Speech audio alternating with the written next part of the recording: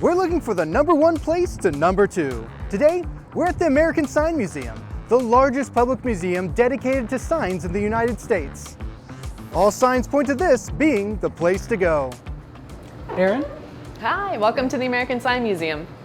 Awesome, thank you for having us. Absolutely. This is a very bright and busy area. Yep, there's a lot to see. This is just the beginning. Oh wow, okay, well, let's not delay then. On this way.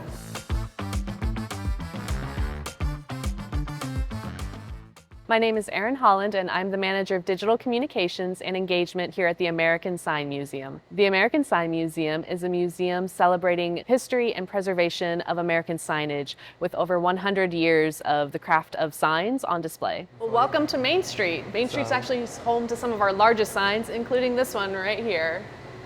Phew, that's a big boy. Yeah. Different company, Oh, but we've got our big right. boy. But here we've got McDonald's. So this sign actually comes from Huntsville, Alabama. Okay. And we acquired that sign in 2008. And so up there is McDonald's very first mascot, Speedy. Oh, I like him. He was only around for 10 years though. Darn, 10 years, it's too short, too short. It really was. So how much of this neon is original to the sign?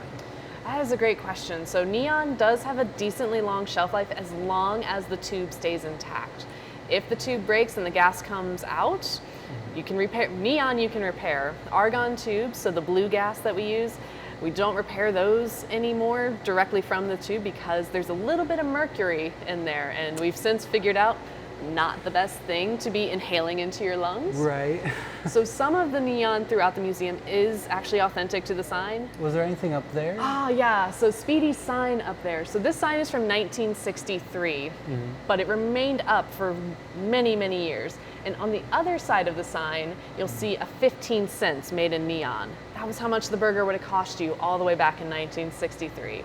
So many things were better. Exactly. The other thing that's different is it says over 1 billion sold on the other side. So as they kept growing and things changed over time, they had to make a few changes to the sign, including covering up that 15 cents. They eventually added the M logo that we all know.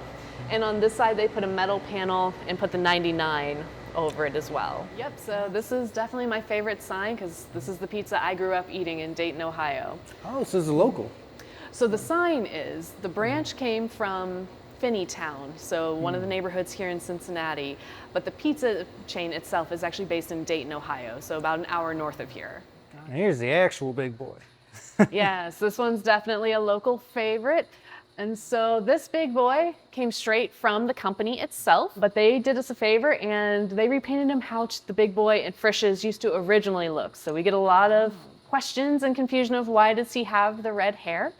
And so in the late 40s, early 50s, we all would have known that redheads were the mischievous little pranksters. And so they wanted that kind of fun, mischievous vibe for their mascot and gave him the red hair. Oh, okay. He's even got a 3D slingshot in his back pocket there, all to kind of create that playful boy, little scamp kind of attitude. Was that carried over to any of the other? So here in Cincinnati, yes, the slingshot stayed around for a good long while, but it got simplified. So this one, it would have taken a long time to kind of craft it, make it 3D. So eventually they kind of flattened it, kept it a little closer, a little more 2D. But it was eventually phased out in the 1990s. Slingshots were considered a little bit more of a weapon.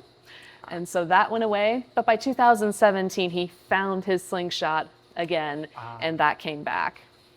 But he got the dark hair in about the late 1960s. Gotcha. Gotcha. Were they trying to make him a little less mischievous, more open? So I actually have a whole hour talk just on Big Boy. But good. in a nutshell, there are two styles of Big Boys. This is the Frisch's one, and then there's the Bob's Big Boy out in California. Stands holding this burger on a platter, wears the dark checkered suit, and then has the flipped up dark hair. That's the one from Austin Powers. Yes. Gotcha. Yes, Dr. Evil Ship is that West Coast Big Boy. Gotcha. So there were two, got a little confusing. So in the late 60s, they decided to simplify and gave him the dark hair color to kind of match them all up a little bit better. Okay. So it two became one big boy. Kinda, An yeah, even bigger exactly. boy, Yes. some may say. For a time, yes. Gotcha. That's the sign we've been looking for. Absolutely, and so our restrooms are located right behind the desk here. Alrighty. Got some even more signs for it. Ooh, okay, okay. Nice and clean. Got a lot of options, that's good. Nice open space. Open space, but it's not wasted space. You know? Also, it's not as busy as it is out there. So if you need a break, you know, rest from all the flashing neon lights, it's a good spot to be. Nice air conditioning, that's a plus. And it's not just white either. It's not just boring white. You've got the nice navy of the ceiling, a little bit of a rusted brown on the vent. Nice tiled backsplash for here. Automatic, that's good. That's smooth water pressure right there, boys. Lovely. Automatic, nice, hands-free. Ah, nice little coat hanger. So you're not having to, are there hooks? And there are hooks. That's one thing that irks me about some bathrooms, that there's no hooks to hang jackets or anything. You're just kind of throwing it on the floor, and you don't really want to do that in a restroom. But this one does a good job of giving you options of where to store your stuff. Nice full-length mirror. Both one in here and out there, so you're not clogging too much traffic. Let's see what she's got.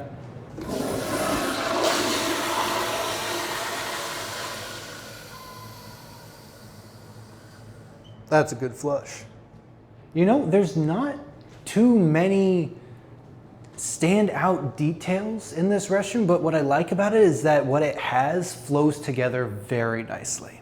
The Sign Museum has fascinating signs and some pretty great bathrooms. But how does a sign museum even get started, and why in Cincinnati?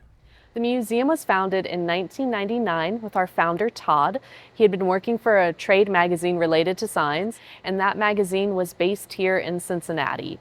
And so ultimately, Todd decided to open here, originally in a smaller location in 2004, but we moved here to our permanent home in Camp Washington in 2012. And we've since gone about collecting a lot of different signs. So not only do we capture a lot of American history, there's a lot of Cincinnati history here, from the Cincinnati Gardens letters all the way up to famous companies as well. Signs can really tell us a lot about American history. It's kind of a representation of where we were at the time the sign was made. And so you can see back to what did America look like in the 1960s, 50s, 40s, all the way back into the early 1900s. And we can really see how industries have changed over time, and really what the US used to look like, all according to signs.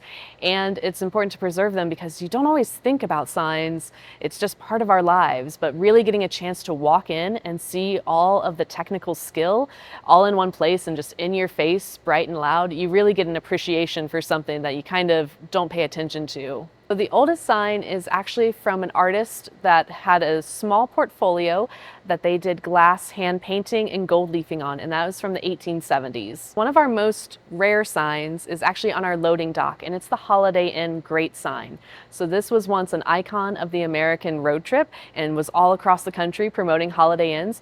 But after they updated, they took all of those signs down. Most of them were destroyed, so there are only just a handful of examples left. And ours was actually used as an advertising piece for one of their hotels. The best way to get involved is first come and see us. We love to have our visitors come and just check out everything that we have here. We also offer memberships, and so that's a great way to support the museum. So just coming and seeing us, buying in the gift shop, all of that will help us keep the lights on.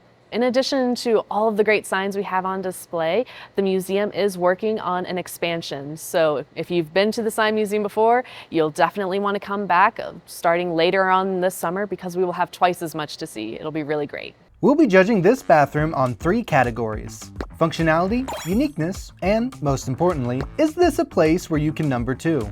Functionality.